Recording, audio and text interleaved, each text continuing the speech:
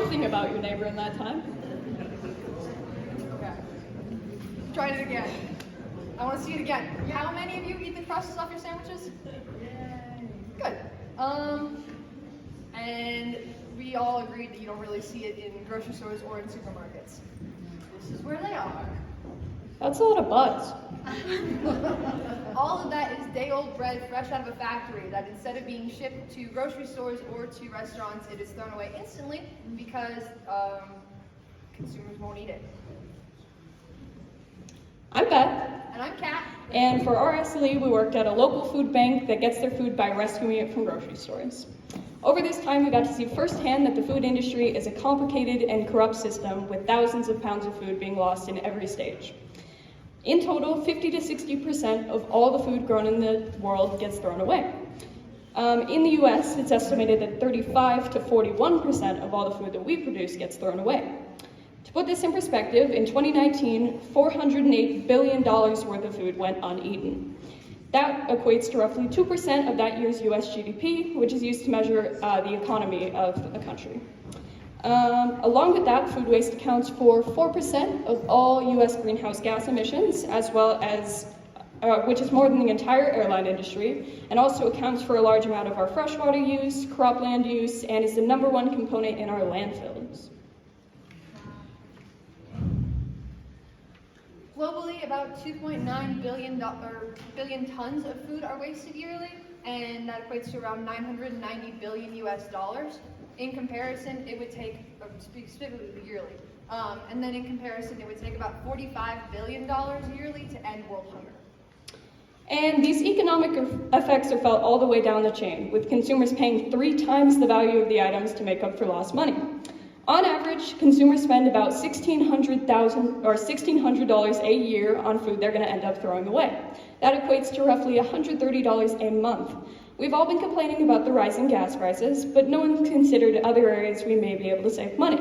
If you took the money that you normally spend on that wasted food and put it towards gas instead, even if that food cost you, or even if that gas cost you $5 a gallon, you'd still be able to buy 26 gallons of gas, which would roughly fill 2 tanks every single month. To put some of those massive numbers into perspective, in the US alone, 70 billion pounds of food are wasted yearly, roughly about 300 pounds per person. I could make 2 me-sized snowmen out of the wasted food yearly. This is a graph of the comparing the like level of food waste in each country. We've taken into account the food supply of a country, those are the dots, and then the amount of food it would take to feed every person in that country a healthy, sustainable, nutritional diet. As you can see, the majority of those dots are way above the black line, and most of those are in what is considered developed countries, such as Western Europe and North American countries. That falls between about 150 to 200% of the food that they actually need, and in the US alone, we have twice as much food on our stock shelves and on our restaurants than we actually can eat.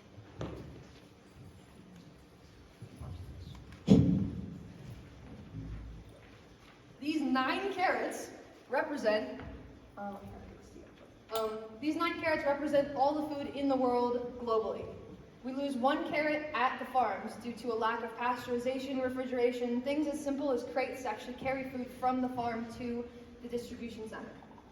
The next 3 are all spent on corn, maize, and soy, which we use to feed our livestock. Unfortunately, our beasts are pretty inefficient animals, so 2 of those are lost in heat, feces, and methane, and we only get 1 in return in the form of food and dairy. The next 2 that are lost is what's considered food waste when you think of it. That's the container full of bread butts, it's the grocery stores with dumpsters full of still edible food, and it's the food that restaurants throw out at the end of each and every night. In the end, we're left with only 4 of the original carrots, and 1 billion hungry people in this world. But today we're going to focus specifically on the last 2 lost carrots, the ones in restaurant bins and grocery stores, and what ends up putting that good food on the curb. Let's take a deep breath, because it's about to get really nerdy. Refed, a nonprofit working to end food loss, breaks down food waste into 7 categories, each focusing on unique ways waste can be reduced. 5 of these categories aim to reduce food waste or prevent food waste before it ever happens. The other 2 being rescuing and recycling food once a surplus has already been created. That is the type of food that usually gets thrown away, in case you were interested. I won't bore you with the details of every single one of these categories, but instead we'll just give you a brief insight. The first step would be to optimize the harvesting system, since of the 17 million pounds of surplus food generated at a farm level, 82% of that reaches maturity but is left to rot. Fixing this will require rebuilding the food cycle between our feed animals and our crops, as well as creating a cultural shift in the way we view our grown food.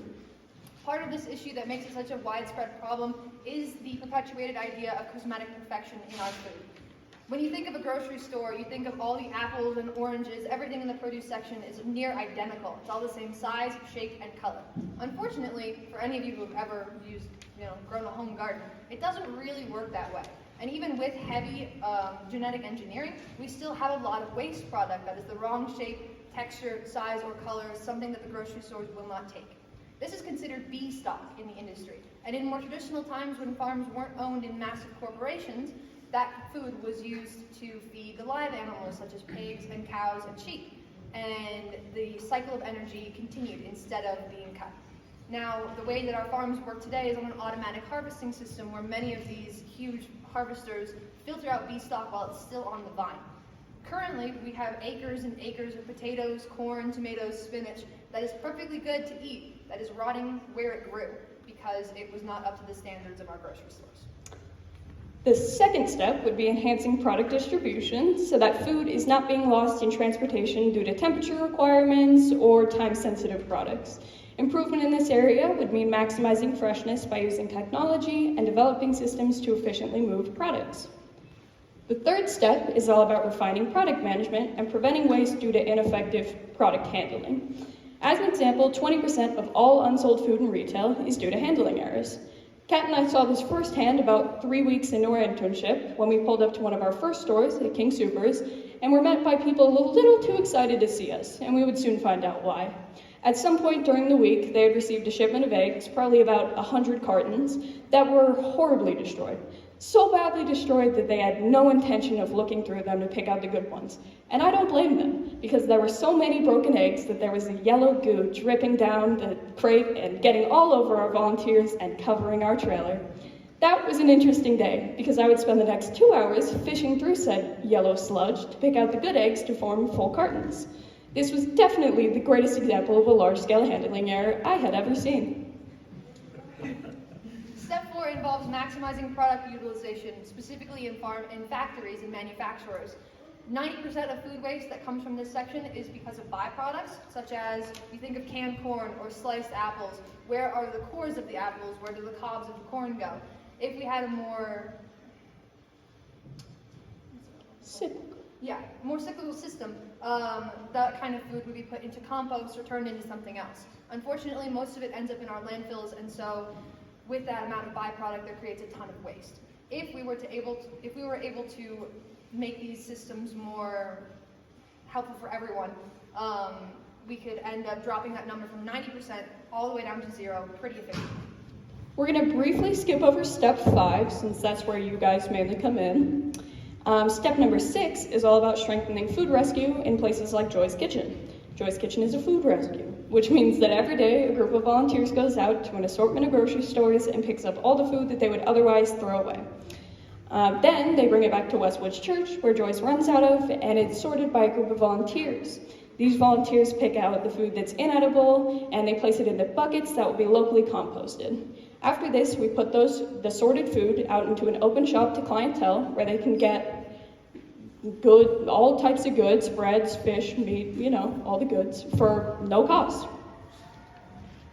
Now, Joy's Kitchen is not a massive international or even national branch. We are just a small nonprofit with a couple of trailers. But even still, in the time that Beth and I were there, we collected about 9,000 pounds of donated food a week, which is the weight of 3 Toyota Corollas. And then in our entire time that we were there, which was roughly 20 days, we collected 37,000 pounds of food, or the amount of 3 African elephants. And this was only the food that they donated. Most stores only gave us a fraction of what they were actually getting rid of each and every day. There were a few stores that we picked up from almost every day. One of them was the King Soopers, and the others was a Sprouts. From the King Soopers, in the month of March alone, we collected 6,800 pounds of food, which equates to more than 200 pounds every single day. It's even worse when it comes to Sprouts, most likely due to the large amount of pre-prepared meals that they sell. In the month of March, that Sprouts produced 7,800 pounds of food, which equates to roughly 250 pounds every single day. On average, of all the grocery stores Joyce picks up from, they produce about 3,000 pounds of waste every single month. This averages out to more than 100 pounds of waste every single day from every single store. In the US alone, as of 2020, it's estimated that there are about 63,000 supermarkets. If we take those two numbers, we can calculate that on average, every grocery store in the US works to produce more than 6 million pounds of food waste every single day. Roughly the weight of 20 blue whales. The last step is all about recycling expired food. Most of the food currently ends up in landfills and decomposes on top of a mound of mush, instead of being used to feed livestock or giving nutrients to the soil. Step number 5 is where you all come in, since it's all about reshaping the consumer environment. And it's a very important stage, considering that consumers account for 37% of all surplus food. But it isn't necessarily the consumer's fault, since a lot of it is caused by decisions made far up the chain. This step is all about educating consumers and driving them towards better food management and less food waste by creating environments that support those healthy habits. One of the biggest issues is that people have forgotten how valuable food is as it's become more accessible. Along with that, large companies purposefully make sure that customers aren't aware of the implications of food waste.